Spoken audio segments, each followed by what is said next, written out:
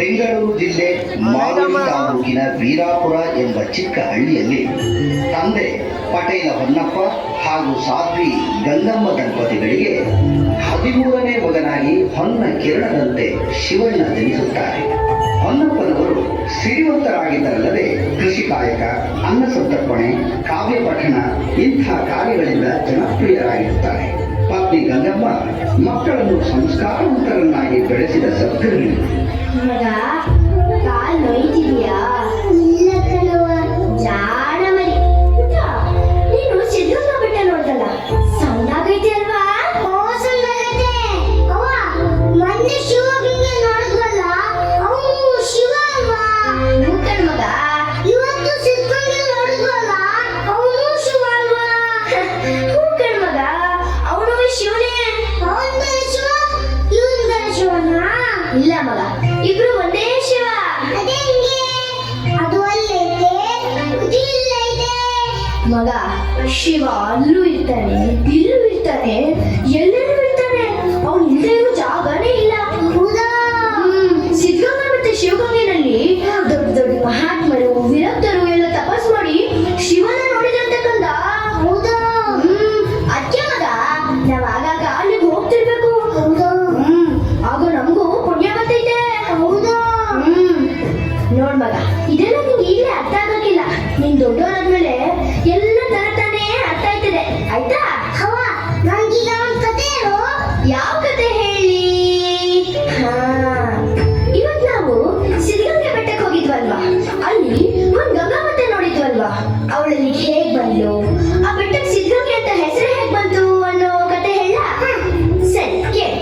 ಹಿಂದೆ ಗೋಸಲ ಸಿದ್ದೇಶ್ವರರು ಅಂತ ದೊಡ್ಡ ಋಷಿಗಳಿದ್ರಂತೆ. ಒಂದ್ಸಲ ಅವ್ರು ತಮ್ಮ ಶಿಷ್ಯರ ಜೊತೆಗೆ ಅಲ್ಲಿಗೆ ಹೋಗಿ ತಪಸ್ ಮಾಡ್ತಿದ್ರಂತೆ. ಹಿಂಗೆ ಒಂದ್ ರಾತ್ರಿ ತಪಸ್ ಮಾಡ್ತಾ ಕೂತ್ಕೊಂಡಿರುವಾಗ ಒಬ್ಬ ವಿರಕ್ತನಿಗೆ ತುಂಬಾ ಬಾಯಾರಿಕೆ ಆಗುತ್ತಂತೆ. ಆಗ ಅವನಿಗೆ ಕುಡಿಯೋಕ್ ನೀರೇ ಸಿಗ್ಲಿಲ್ವಂತೆ. ಯಾಕಂದ್ರೆ ಅದು ಸುತ್ತ ಬೆಟ್ಟ ಅಲ್ವಾ, ಅದಕ್ಕೆ ಸಿಗ್ಲಿಲ್ವಂತೆ. ನೀರು ನೀರು ಅಂತ ಒದ್ದಾಡ್ತಿರೋ ವಿರಕ್ತನ ನೋಡಿ ಗೋಸಲ ಸಿದ್ದೇಶ್ವರರು ಅಲ್ಲಿದ್ದು ಒಂದು ಕಲ್ಲು ಬಂಡೆಗೆ ತಮ್ಮ ಮಣಗಳಿಂದ ಮತ್ತು ಒದ್ರಂತೆ ಕಂದ. ಹೌದಾ? ಹೀಗೆ ಸಿದ್ದೇಶ್ವರರ ಕೃಪೆಯಿಂದ ಆ ತಾಯಿ ಗಂಗಾ ಧರೆಗೆಂದು ಬಂದು ಕಂದ. ಸಿದ್ಧರ ಕೃಪೆಯಿಂದ ಆ ಬೆಟ್ಟದಲ್ಲಿ ನೀರು ಉದ್ಭವವಾಗಿದ್ದಕ್ಕೆ ಸಿದ್ಧಗಂಗಾ ಅಂತ ಹೆಸರು ಬಂತಂತೆ. ಹೌದಾ? ಹೀಗೆ ತಂದೆ ತಾಯಿಯರ ಅಕ್ಕರೆಯಲ್ಲಿ ಬೆಳೆಯುತ್ತಿದ್ದ ಬಾಲಕ ಶಿವಣ್ಣನಿಗೆ ಆಘಾತಕಾರಿ ಘಟನೆಯೊಂದು ಕಾದಿತ್ತು. ಗಂಗಮ್ಮಳ ಸಾವು ಶ್ರೇಣಿಯಲ್ಲಿ ತೇರ್ಗಡೆಯಾಗಿ 1922ರಲ್ಲಿ ತುಮಕೂರಿಗೆ ಬಂದ ಶಿವಣ್ಣ ಅಲ್ಲಿನ ಸರ್ಕಾರಿ ಹೈಸ್ಕೂಲಿಗೆ ಸೇರಿ ಒಂದು ಕೊಠಡಿಯನ್ನು ಬಾಡಿಗೆಗೆ ಹಿಡಿದು ತಾವೇ ಅಡಿಗೆ ಮಾಡಿಕೊಂಡು ಊಟ ಮಾಡುತ್ತಾ ಹೈಸ್ಕೂಲ್ ವಿದ್ಯಾಭ್ಯಾಸ ಮುಂದುವರಿಸುತ್ತಾರೆ. ಆದರೆ ಅವರಿಗೆ ಒದಗಿದ ಆರ್ಥಿಕ ಸಂಕಷ್ಟದಿಂದ ಸಿದ್ಧಗಂಗಾ ಮಠದಲ್ಲಿ ಉದ್ಧಾನಯತಿಗಳು ಆರಂಭಿಸಿದ್ದ ವಸತಿ ಶಿಕ್ಷಣ ಪಡೆಯಲು ಮಠಕ್ಕೆ ಆಗಮಿಸುತ್ತಾರೆ. ಅಜ್ಜವ್ರಿಗೆ ಅಡ್ಬಿದ್ದೆ. ನನ್ನ ಹೆಸರು ಶಿವಣ್ಣ. ಮೆಟ್ರಿಕ್ಯುಲೇಷನ್ ಮುಗಿಸಿದೀನಿ. ಮುಂದೆ ಓದ್ಬೇಕು ಅಂತ ಬಹಳ ಆಸೆ ಇದೆ. ಅದಕ್ಕೆ ನಿಮ್ಮ ಆಶಯ ಕೇಳ್ಕೊಂಡು ಬಂದೆ. ಇಲ್ಲಿರೋಕ್ ಸ್ವಲ್ಪ ಅವಕಾಶ ಕೊಟ್ರೆ ಆ ಸಿದ್ಧಗಂಗಾ ನಿನಗೆ ಒಳ್ಳೇದ್ ಮಾಡ್ಲಿ. ಹಿಂದೊಂದ್ಸಲ ನೀನ್ ಇಲ್ಲಿ ಬಂದಿದ್ದೆ ಅಲ್ವಾ? ಬಾ ಬಾ ಶಿವಣ್ಣ, ಇಷ್ಟೇನ ಎಲ್ಲಿದ್ಯೋ ನೀನು? ಬಾ ಕುಳಿತ್ಕೋ. ನಿನ್ನನ್ನೇ ಎದುರು ನೋಡ್ತಿದ್ದೆ. ತಗೋ ಹಿಡಿ ಇದ್ನ, ಚೆನ್ನಾಗಿ ಓದು. ಮಹಾಪ್ರಸಾದ. ಹೀಗೆ ಮಠಕ್ಕೆ ಪ್ರವೇಶ ಪಡೆದ ಶಿವಣ್ಣ ತನ್ನ ನಡವಳಿಕೆಯಿಂದ ಮಠದ ಅಂದಿನ ಉತ್ತರಾಧಿಕಾರಿಯಾಗಿದ್ದ ಶ್ರೀ ಮರುಳಾರಾಧ್ಯರ ನೆಚ್ಚಿನ ಶಿಷ್ಯನಾಗಿ ಹೈಸ್ಕೂಲ್ ಶಿಕ್ಷಣವನ್ನು ಮುಗಿಸುತ್ತಾರೆ.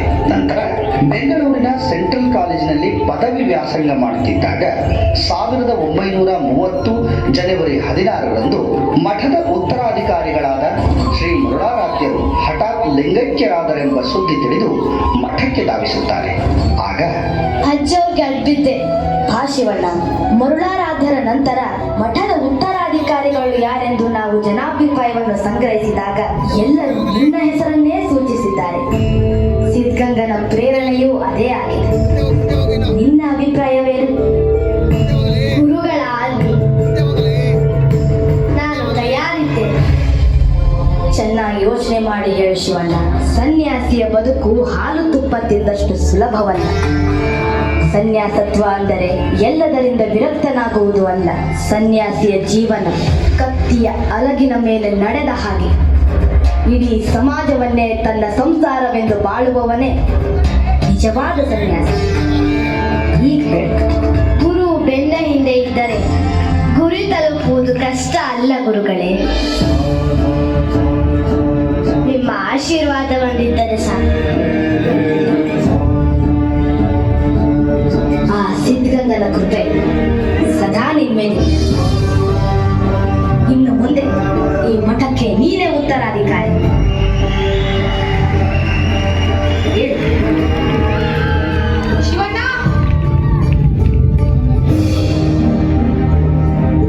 ಅಜ್ಜ ಗಡ್ಬಿದ್ದೆ. ಶಿವಣ್ಣ, ನಾನ್ ಕೇಳಿದ ವಿಷಯ ನಿಜನಾ? ಏನಪ್ಪಯ್ಯ? ಸನ್ಯಾಸ ಸ್ವೀಕರಿಸಿ ಮಠಕ್ಕೆ ಉತ್ತರಾಧಿಕಾರಿ ಆಗ್ತಿದ್ದಂತೆ. ಹೌದಪ್ಪಯ್ಯ, ಅಜ್ಜ ಅವ್ರು ಹೇಳಿದ್ದು ಆಯ್ತು, ನಾನು ಒಪ್ಪಿದ್ದು ಆಯ್ತು. ನಿಂಗೆ ತಲೆಗೆ ಕೆಟ್ಟಿದ್ಯಾ? ಚೆನ್ನಾಗಿ ಓದಿ ನನ್ನ ಕುಟುಂಬಕ್ಕೆ ಒಳ್ಳೆ ಹೆಸರು ತರ್ತೀಯ. ಆಮೇಲೆ ನಿಂಗೆ ಲಗ್ನ ಮಾಡಿ ನೆಮ್ಮದಿಯ ಕಣ್ಮುಚ್ಚನ ಅಂತ ಕನ್ಸ್ಕೊಂತಿದ್ರೆ ಸನ್ಯಾಸಿ ಆಗ್ತೀನಿ ಅಂತಿದ್ಯಲ್ಲ. ಇದೆಲ್ಲ ಬೇಡ ಮಗ್ನೆ. ಈ ಮಠದ ಸಾಹಸ ಬಿಟ್ಬಿಡು. ಇರೋ ಆಸ್ತಿ ಪಾಸ್ತಿ ನೋಡ್ಕೊಂಡು ರಾಜದ ಇರುವಂತೆ ಬಾ. ಇಲ್ಲ ಅಪ್ಪಯ್ಯ, ನನಗೆ ಮದುವೆ ಸಂಸಾರದ ಬಗ್ಗೆ ಆಸಕ್ತಿ ಇಲ್ಲ. ನನ್ನ ಕರ್ತವ್ಯ ಒಂದೇ, ಮಠಾಧಿಕಾರಿಯಾಗಿ ಈ ಕ್ಷೇತ್ರವನ್ನು ಮುನ್ನಡೆಸಬೇಕು. ನನಗೆ ಆಶೀರ್ವಾದ ಮಾಡಿ.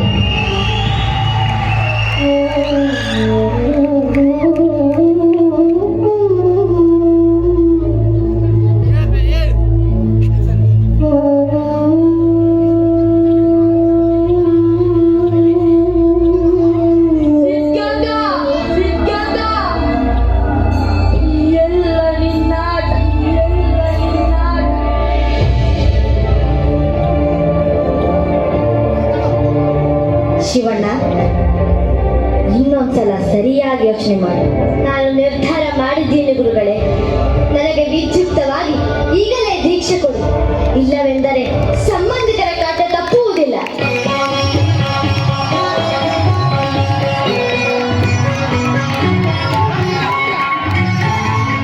ಲಿಂಗ ಪೂಜೆಯ ಮಾಡುವೆ ಎನ್ನಿಷ್ಟ ಲಿಂಗ ಪೂಜೆಯ ಮಾಡುವೆ ಅಂಗಯ್ಯ ಮಂಟಪದಿ ಸಿಂಗರಿಸಿ ಸಡಗರದಿ ಎನ್ನಿಷ್ಟ ಲಿಂಗ ಪೂಜೆಯ ಮಾಡುವೆ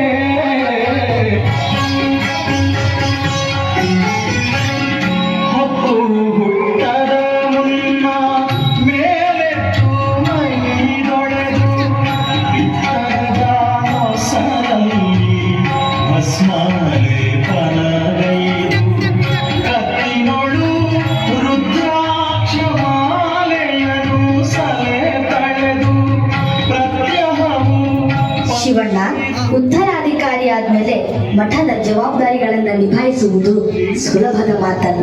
ಅನ್ನದಾಸೋಹ, ಶಿಕ್ಷಣದ ಎಲ್ಲ ಜವಾಬ್ದಾರಿಗಳನ್ನ ನೀನೇ ಹೊರಬೇಕು. ಅದಕ್ಕೆ ನಮ್ಮ ಕಡೆಯಿಂದ ಯಾವುದೇ ಸಹಾಯ ಸಿಗುವುದಿಲ್ಲ. ಹಸಿದಾಗ ಅನ್ನ ನೀಡುವಾತ ದಾನಿಯಲ್ಲ, ದಾಸನಾಗಿ ಉಣಬಡಿಸುತ್ತಾನೆ. ಬಡವರಲ್ಲಿ ದೇವರನ್ನು ಕಾಣುವ ಪರಿಪಾಠವಿದು. ಹೀಗಂತೆ ಅಣ್ಣ ಬಸವಣ್ಣನವರು ಹೇಳಿದ್ದಾರೆ. ಅದರಂತೆ ನಾನು ನಡೀತೀನಿ. ನಿಮ್ಮ ಆಶೀರ್ವಾದ ನನ್ನ ಮೇಲಿರಲಿ. ಶಿವಣ್ಣ, ತಗೋ ಅನ್ನದಾಸೋಹ, ಜ್ಞಾನದಾಸೋಹ. ಬೇಡಿ ಬಂದವರಿಗೆ ಆಶ್ರಯ ಎಂದಿಗೂ ನಿಲ್ಲಿಸಬೇಡ. ತಗೋ. ಜೈ ಸಿದ್ಧಗಂಗಾ.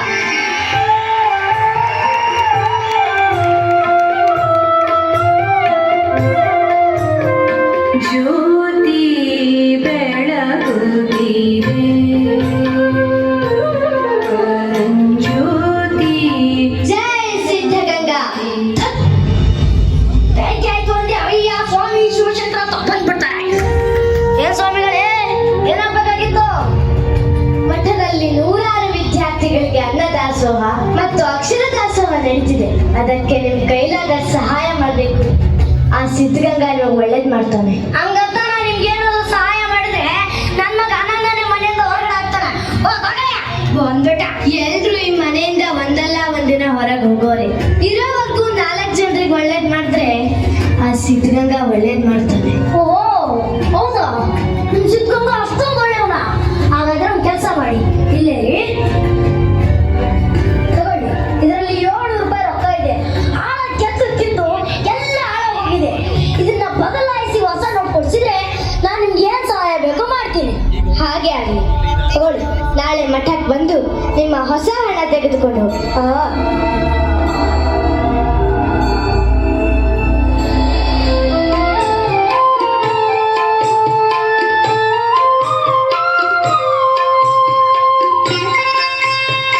ಸ್ವಾಮಿಗಳಿಗೆ ಅಡ್ಬಿದ್ದೆ.